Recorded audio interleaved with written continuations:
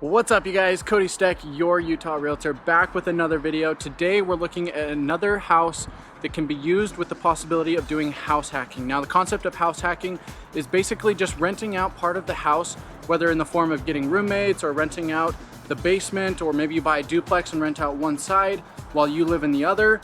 That's what house hacking is, and it's a great way to keep your monthly expenses low and really maximize the growth and income potential that you can get on the house. So you're gonna reduce the amount of the actual mortgage that you're paying for yourself so you can live for super cheap, put extra money away, and continue to invest in real estate. This is a powerful strategy that I myself have used numerous times, and it's been awesome. So we're gonna be stepping inside this house to take a look. I'll show you around. So we're inside the house, and a couple things you wanna notice is that we are on a little bit more of a main street. So that's something to take into consideration when looking at these types of homes. A lot of times these homes will be on busier streets. So coming inside the house, you've got one bedroom right here, right up here in front.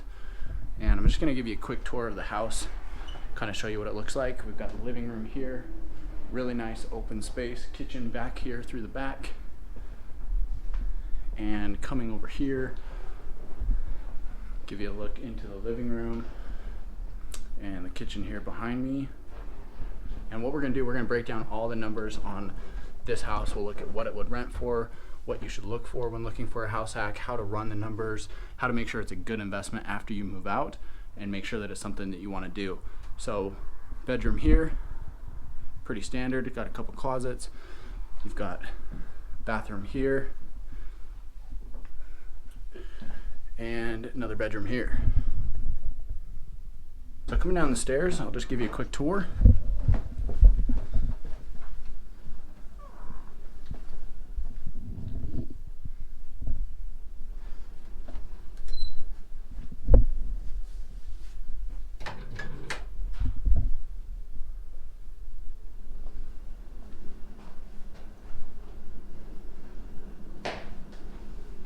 Perfect timing. Yo. This is Eric. Eric found me on one of these house hack videos that I posted here on this channel, and reached out and said, hey, I need your help. I'm moving to Salt Lake City. I need to find something just like this. Show me how you've done it. So he's here. We're looking at this house together. May or may not be a fit. We'll find out. We're going to run the numbers and see if it is a good fit, and we'll go from there. Just going to get a quick shot in here. All right, guys, so looking at a house like this, you've got 3 bedrooms upstairs. There's 1 bedroom downstairs. There's a bathroom on each floor, so you've got 1 upstairs, 1 down. And looking at the laundry, that's probably the biggest thing here in the house that's gonna be a shared item. That is pretty common on house hacks like this. You're gonna have shared utilities, and you will have usually a shared laundry. If you can find a place with 2 different laundry setups, then that's gonna be ideal. But it is pretty common to find one where it's either shared or just one of the units has it and one doesn't. So that's something to take into consideration when looking at a place like this. The other things that you want to notice on this house is that it's been updated. They've got these nice cabinets here, got nice countertops, but it hasn't been over improved. One of the things that happens very often with rental properties is they'll get over improved, and then you know, they get beat up, right? So you've got people living in here that don't really care about it like you would, and they get kind of beat up. So you want something that's nice and presentable, but you don't want it to be over the top, especially if you're in that market rent. You know, this is a 3 bedroom. It's not like a luxury house or anything. So getting a house that's kind of right there in the middle, you want to have it nice so that you can maximize the rent, but not too nice that it gets beat up and then you've got a bunch of repair costs when you go to fix it. So the other thing you want to consider, like I mentioned, this is on a main street. I'll give you a shot of that.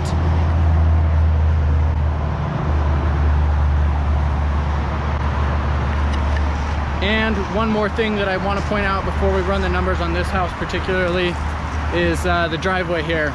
So you can see that we've got an asphalt driveway here behind us. Asphalt can be really good because it's cheap to put in, but unfortunately here in Utah we do get a lot of you know, freeze and dry cycles. So you'll find that the asphalt will crack, you'll get potholes, and then you got to replace it. So this one, you know, you can see has had some damage, so it's going to need to be replaced at some point. If you go with concrete, you can do that. It's just more expensive to put it in. So again, looking at this property, you've got the garage here, nice oversized 1-car garage. You've got the outside basement entrance here, and also a nice backyard here. So you still got the ability to enjoy the outdoors here. So this is actually a really nice property. I think it's got a lot of potential, and this could be a really great option for somebody looking to house hack here in Salt Lake City.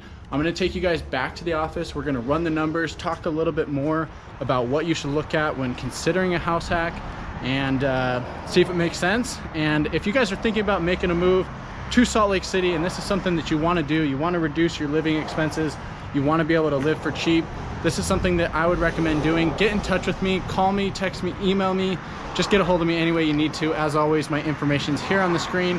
I'd love to have a chat with you about that. All right, guys, so we just got back to the office. We're gonna be running numbers here on this house hack that we just looked at. So there's a couple of important things that you really wanna look out for when looking for this type of home.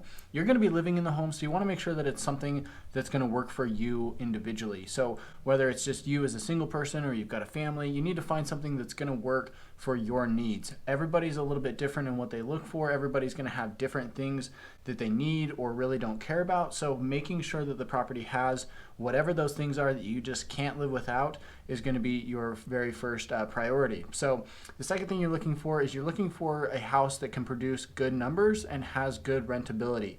You want to find something that has a basement apartment or other bedrooms in the home that you can rent and will work for what you're looking for. Every area, again, is going to be a little bit different. So really finding something that works for you individually and in your market is also going to be an important priority. You want to find something that is able to be rented and will bring in a good income to help offset your expenses. So those are probably the two most important things. And then the third item that you should be looking for in a house hack like this, what I recommend is moving on from this home and finding another home to either repeat the process, or maybe you get tired of house hacking and you want to find a home for yourself. So the third thing that you should be looking for in a home like this is you want to make sure that you find something that can rent for enough to cover the entire mortgage once you've moved out. So for instance, let's say you buy a duplex. While you're living in the home, you want to make sure that the other side is rentable, and it's going to help cover some of the living expenses that you have while you live there. But as soon as you move on and you then find another home to live in, as you rent out both sides, you want to make sure that the income that you're producing from both of those sides of the duplex are enough to cover your mortgage, and then also add some on top. You want to make sure that the property has cash flow, because you're going to have unexpected repairs, you're going to have things that come up, you might have a month of vacancy. So really having a property that can provide enough income to cover your mortgage expenses, which includes taxes, insurance, maybe private mortgage insurance as well, any utilities that you as the owner may cover, and also produce enough cash flow to help cover some of those other expenses that you don't have every single month but will come up inevitably. So those are the most important things to look for on a house hack. Like I said, this is something that I've done personally 4 times now, and I've just kind of rolled from one property into the next over and over, and it's allowed me to build a real estate investment portfolio in this same exact manner. So what we're going to do here, we're going to run the numbers here on this property. We're going to find out what it will rent for upstairs, what the basement will rent for. We're going to look at a couple of different scenarios here. So we're going to run the numbers, and then we'll get back to this.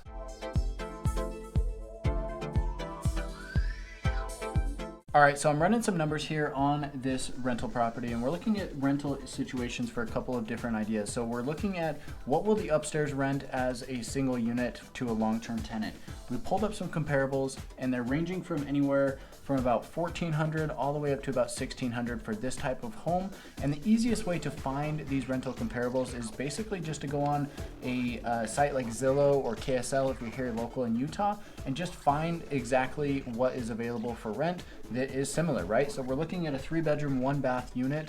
So I went on to KSL, I started looking for other 3-bedroom, 1-bath rental units in this area and determine what they're renting for. You want to compare quality, you want to compare size, as well as features, right? Like, does it have a laundry room? Does it have a garage? Things like that. So that's what you're really looking for here on the house hack, and that's the easiest way to do it. You can also use other websites like rentometer.com, which will pull up a rental analysis, but you only get so many searches that way. And I generally prefer a little bit more of the manual way by looking at what these properties are renting for currently, what's available. So I like to do it this way because it really gives you an up-to-date view of what properties are available and what they're renting for. Once you get a pretty good idea of what the properties rent for, you'll just kind of know based on the area and the size about what the rent should be. And then when you go to list the property, you'll really find out, depending on how many people reach out and how many people actually want to see it. So like I said, we're looking at the upstairs. anywhere from about $1,400 to $1,600 per month.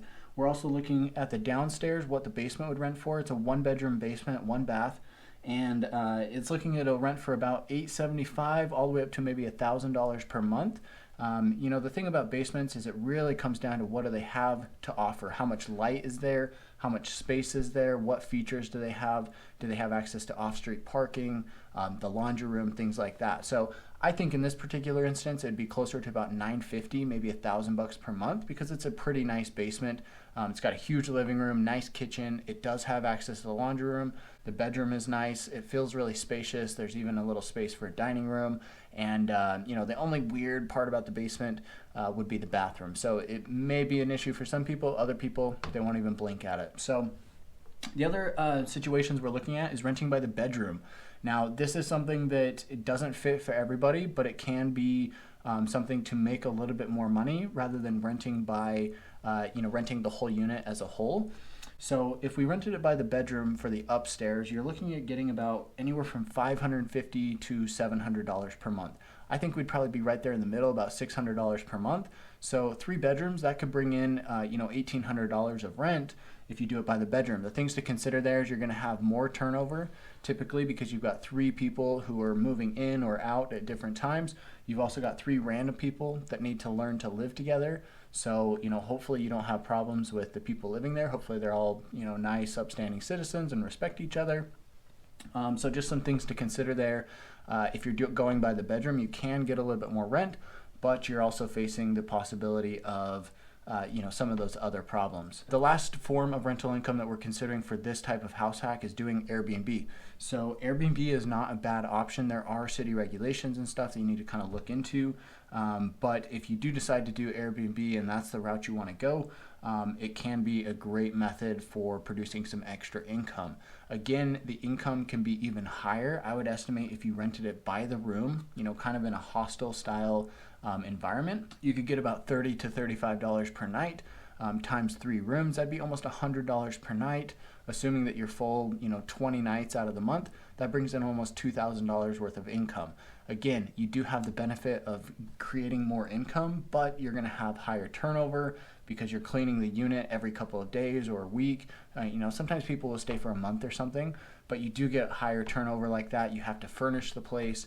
And again, you have people living together who, you know, you hope get along, but every once in a while you might get somebody who doesn't get along with another person. So something to consider there. That's how you break down the numbers here on a rental property like this. Now, real quick, guys, if you guys are thinking about moving to Salt Lake City, like I said, I've done this a few times myself personally. I'm very familiar with how this house hacking process works. If you want to learn how to reduce your living expenses, you're willing to sacrifice a little bit of that living comfort now for more benefit in the future, this is something you should highly consider. It's a great way to start investing in real estate, and it's a great way to start building a long-term rental portfolio.